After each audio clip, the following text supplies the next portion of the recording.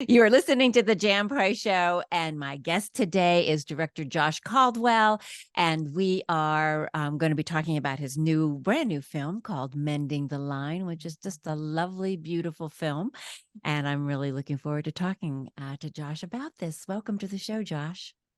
Thanks for having me. Excited to talk to you about it. Yes, I am too. Um, so our audience knows I always like to give them a brief synopsis of what the film's all about so they'll know what we're talking about.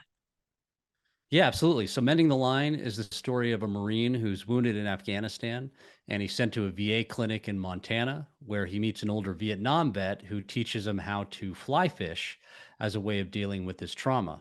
And the film stars Brian Cox, Sinqua Walls, Wes Studi, Perry Mattfeld, and Patricia Heaton. Great cast, great cast. It Yeah, is a great cast. yeah, Yeah. it really is. You've attracted some wonderful people. I love Brian Cox and Sinqua Walls. Also Perry Mattfeld. She's just pretty amazing in this film too. So, what inspired this film? How did this film come about? The film really started with Stephen Camilio, our writer. His dad was a veteran and served in Vietnam, and in the 2000s, he actually came down with cancer as a result of his exposure to Agent Orange during Vietnam. And Steve, who was a fly fisherman, he grew up fly fishing. He had moved to Montana, and he found himself sort of fly fishing through his grief and started to work on a story about a veteran and using sort of fly fishing as a form of therapy, and came up with this really beautiful script, and then later found out that organizations like Wounded Warriors, Warriors of Quiet Waters, Project Healing Waters, all were doing this for real. And he kind of, used those organizations to shape, the ultimate story. And so, again, really started with him. He wrote a really beautiful film. He was living in Montana when he wrote it. So he wrote in, a lot of the places that he knew well, in particular Paradise Valley, which is just south of Livingston and north of the entrance to Yellowstone. And just crafted a really, really beautiful script. And I got involved because our producer, Kelly McKendry, was reaching out to people, trying to get an understanding of what it's like to shoot in Montana, and my manager had produced a movie that took place in Montana, but did not shoot in Montana. And he told her that, but he said, "What's the movie about?" She told him, and he's a fly fisherman. He knows that I'm a fly fisherman and have had a lot of research being done in regards to PTSD in the military and all this stuff. And he asked if he could send the script to me, and she said yes, and she did. And I knew I wanted to do it, and basically begged them to let me let me direct it. How wonderful serendipity, right? That you are also quite the fly fisherman too, right? I'm good enough. I can hold my own. I'm not an expert, but when Steven was told about me, Kelly said, "Oh, and he's a fly fisherman," right? Kelly doesn't know that much about fly fishermen. She's like, "Oh, he's a fly fisherman." Steve was like, "Yeah, right. Let's see if this guy can if he actually is." And he looked at my Instagram, which is primarily fish with some movie stuff thrown in.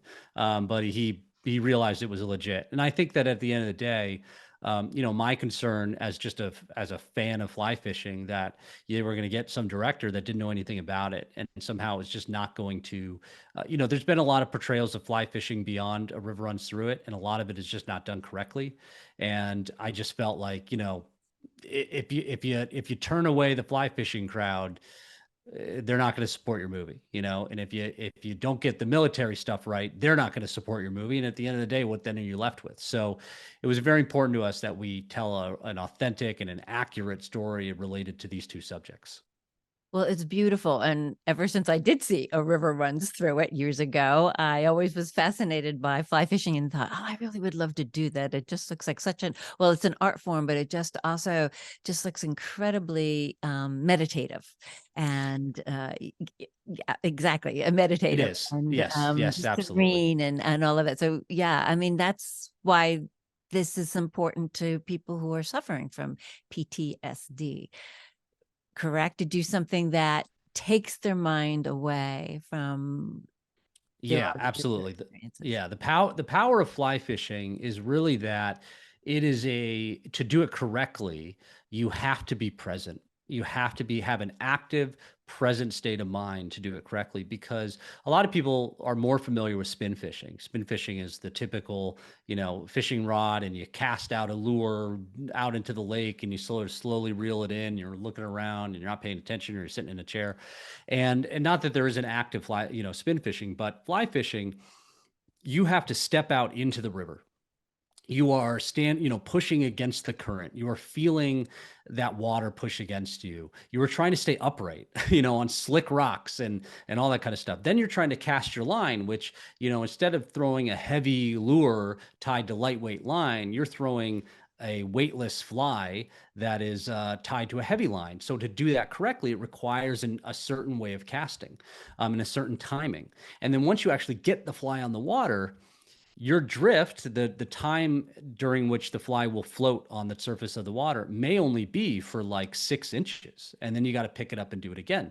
And so, all of that requires a present state of mind and an active focus on what you are doing. And as a result, it is almost impossible. I won't say it's impossible, but it is almost impossible for you to think about anything else while you're on the river.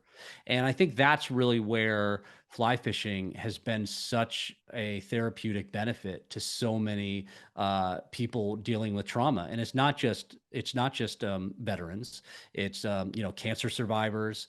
It's people that have experienced trauma unrelated to combat. And a lot of people, men and women, have found peace on the river. It's not a solution and it's not a cure, but it is a way of interrupting that trauma loop that occurs in your mind, in order to allow other forms of therapy to come in and sort of work, in a way that they might not if you cannot escape that trauma loop. Right. It's quite the art form, for sure. And you're right. Would take your mind away for a period of time when you do it. So let's talk about the characters in this, because that's exactly what happens. Let's talk about Brian Cox and his role in this film in Sinqua Walls, and how they interact and how they came together. And then we'll talk about the casting of this film too. But let's talk Yeah. about their relationship in the movie itself, in Mending the Line. Yeah. Well, absolutely. Well, Ike, played by Brian Cox, is a Vietnam vet who, kind of came back from that war, like so many other Vietnam vets, and they were pushed aside, and they were, challenged and called baby killers and all that kind of stuff. And they came back to a society that really rejected them. And in his case in particular, the result of that was the loss of his family, loss of his connection to his child, and a desire to find isolation as much as he could. And in the script, he was originally from Ohio, and he moved out to Montana at a later age and discovered fly fishing, right, as this sport. And he's a heavy drinker, and basically fly fishing allowed him to stop that, get sober, get better, but he is still suffering, right? Again, it's not a cure. And so I think when we meet Ike in the beginning of the film, he's experiencing, he wouldn't admit it, but he's experiencing that extreme isolation that he's imposed on himself, and not letting anybody else into his life, because he doesn't want to be hurt, and he doesn't want to hurt them, right? And the only person that can get to him is his buddy, Harrison, played by Wes Studi. And then Colter, is our Marine, John Colter. He's a lifer Marine. Like, his intention was to be in the Marines until he either died as a result of it, or retired. And he's now, because of this this attack that happens to his group, he's wounded and he's removed from active duty. And the challenge that you find with so many service members, like that, is that their identity is so linked with being a Marine, being in the Navy, being in the Army, that when they get stripped of that, when they're now this kind of in this nebulous in-between stage, it really is a loss of identity. And I think that's what Coulter's experiencing in the movie. And he wants to go back to combat. He will do anything to go back and be a Marine again. That's what he wants to do.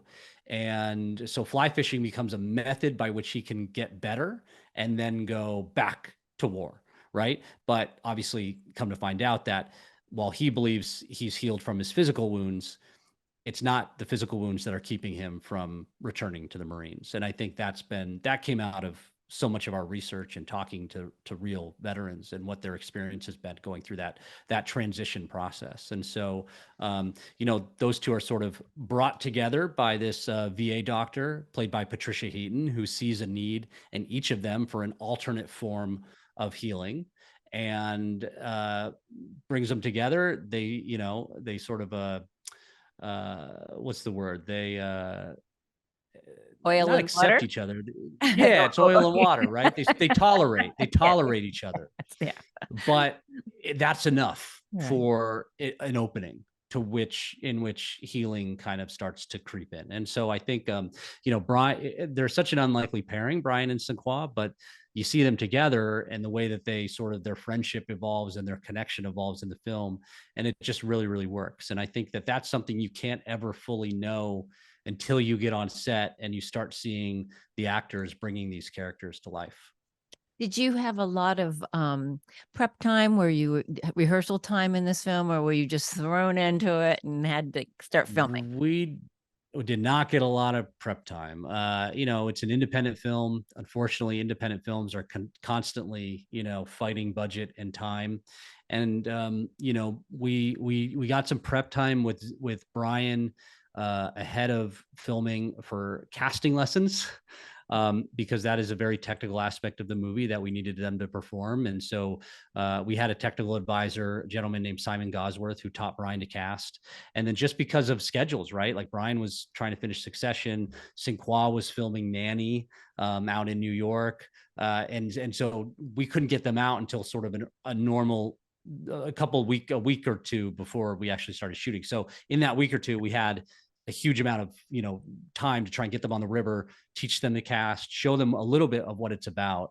And then I'm not really a rehearsal director. I like to, one, I almost never have time for it in indie space, but also I don't know if I'd do it if I had it. What I like to do is have conversations with the actors, build those characters, sort of figure out how they want to play it. I let them bring a lot to it.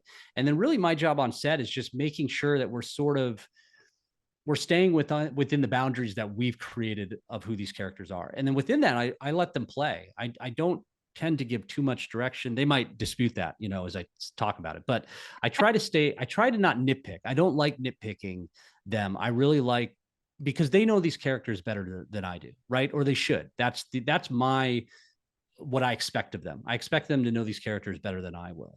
And that way, when they're performing, there's no real wrong performance, right? Like some people would say, oh, you can't do that. That doesn't work. Well, that doesn't work for you as the director. That's different than whether that is what might work for the character. And so, I like to sort of just bring everybody together and create an environment where like surprises can happen. And that's how, I tend to run my sets.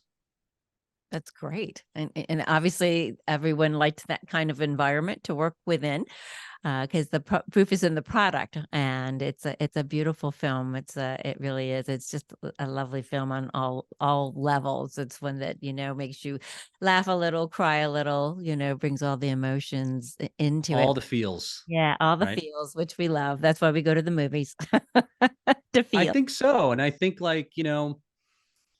I think that we moved away from that a lot of times. And I think now people will highlight movies that make you feel as like cheesy or like contrived or whatever. And there is that. I agree. But I don't think that, a movie that makes you feel positive at the end of it is something to be um something to avoid.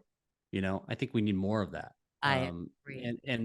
And you have to do it right, because I think that what we didn't want to do was suggest that, oh, Coulter found fly fishing and now his life is, hunky dory and like, wrap it up with a nice little bow. I think we try to suggest that there is a evolution to this and there is a process to this, and he's only just getting started on his journey by the end of the film.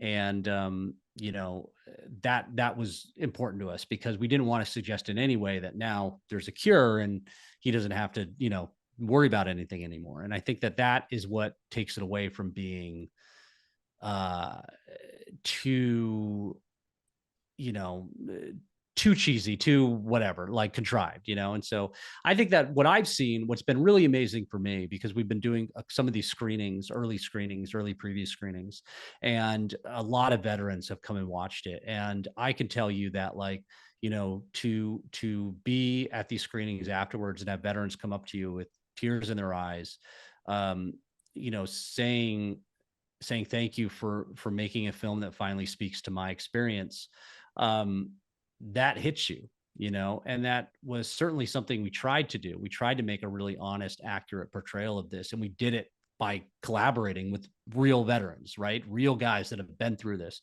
and understanding what does that story look like. And I think that's what is so powerful to me, because I think, like, when people see the film, the veterans get it. Like, they get what we did in the film because they have lived it. And what we tried to do was just put on film the smallest possible truth that we could, because you can't ever fully understand the whole scope of that thing. And so, but as a result, I'm really proud of, like, the film and the way that, we've had a lot of veterans and fly fishermen, because fly fishermen get it. And if you don't really open yourself up to either, you're going to not really view the film with much, positivity. You're going to see it. Your cynicism is going to take over. And I think that that's unfortunate, because what I've heard back from veterans groups, from fly fishing groups, from people that have gone through this, is that this is a movie that finally speaks to that experience.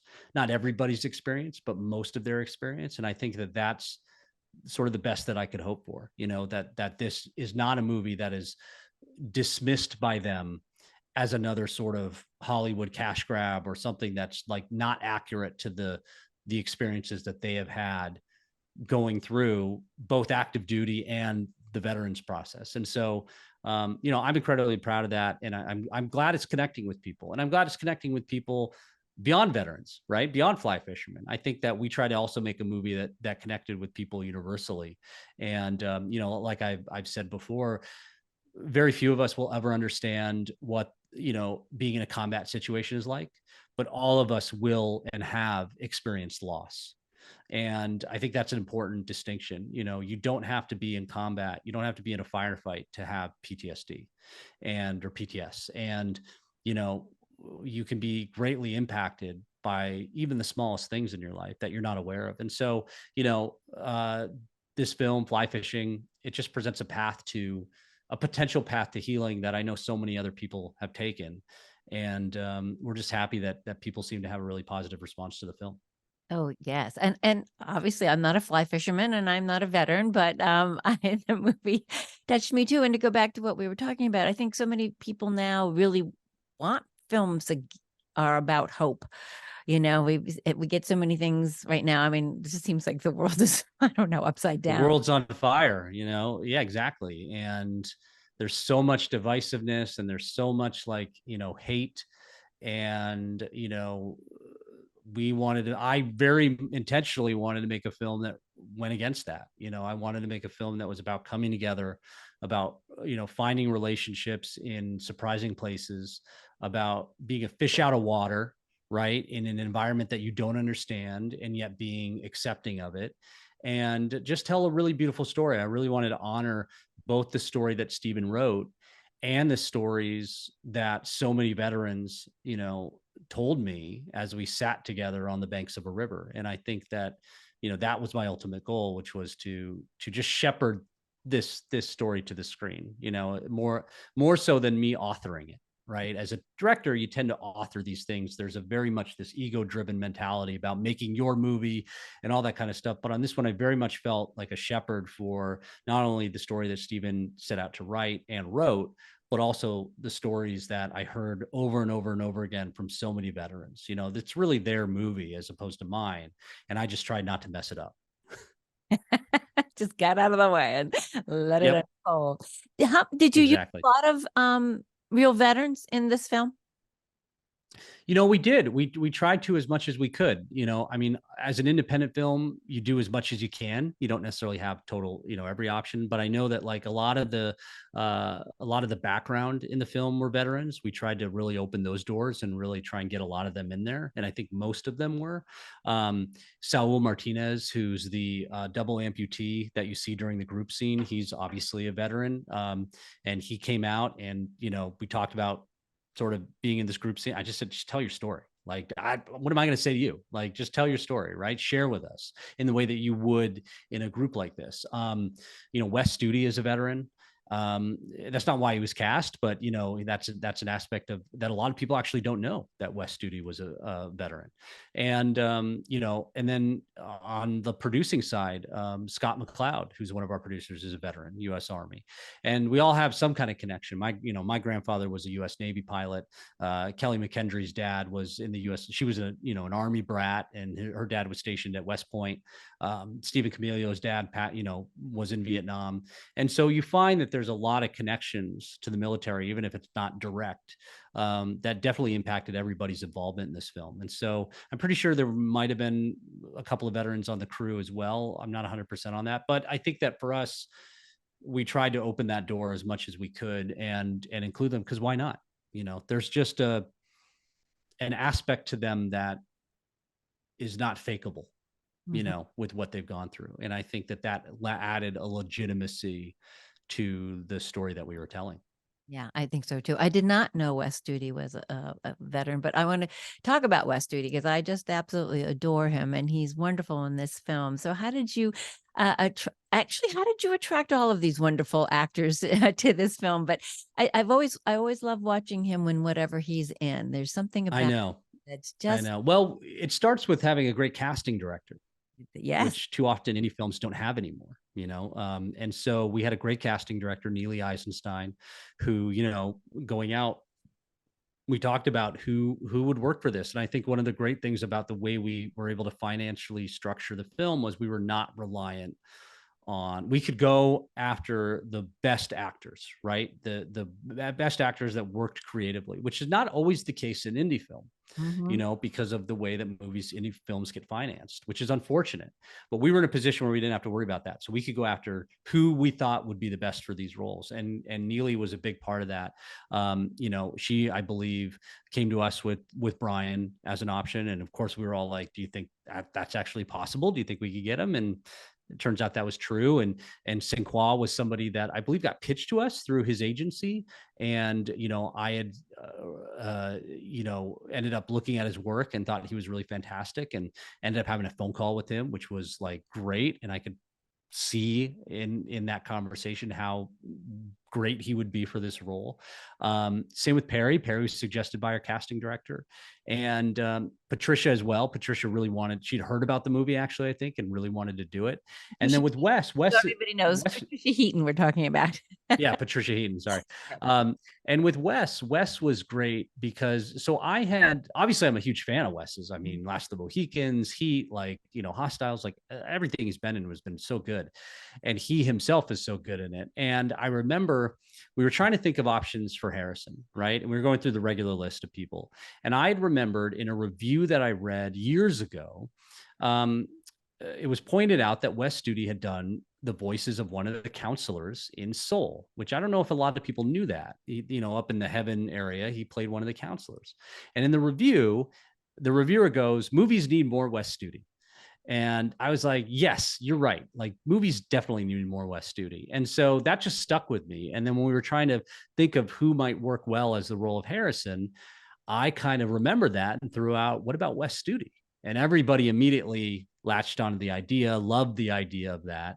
And fortunately, he was willing to come on and do the film, and added so much to it. I mean, all the cast members brought such a unique perspective and so much to their roles. And I think that's why you're seeing such a fantastic response, especially the casting. Like, they all showed up and they all did the work and they all performed, so well. And they took on very complex roles that are not easy, and just did a fantastic job. I mean, so much of my job was just getting to sit on set and watch them perform. I could have done that, all day long.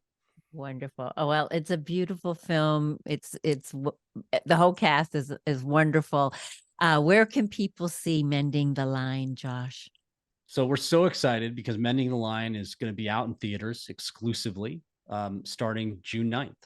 Yeah. And it'll play for at least a couple weeks throughout the country. It's not in every theater, but it's in pretty much every state and every major city. And I believe now, since it's the week of the release, you can go online, search for it. If you Google Blue Fox Entertainment, Mending the Line, it'll take you to our distributors page for for the film, where you can search by zip code and find out where the nearest theater is that's playing it. So we really want to encourage people to get out and see it in the theater. Independent movies right now are struggling, and unfortunately, but I think that the more people support independent film in a theatrical setting, the more independent films that are going to get made. And I think that this movie is a testament to the kinds of films that can get made and wouldn't normally get made under the system as it kind of currently exists. And so beyond that, it's like you said, it's a beautiful film. We really think people are going to connect to it, and it's go see the vistas of Montana on a big screen, instead of on your TV at home. Exactly. Well, that's what this show's all about. Focusing a spotlight on independent film and documentaries. Thank you so much, Josh. I wish you great success with this movie. I look forward to having you back on the show with your next wonderful film. Thank you. Thank you so much, and we appreciate your support. You're welcome. Thank you.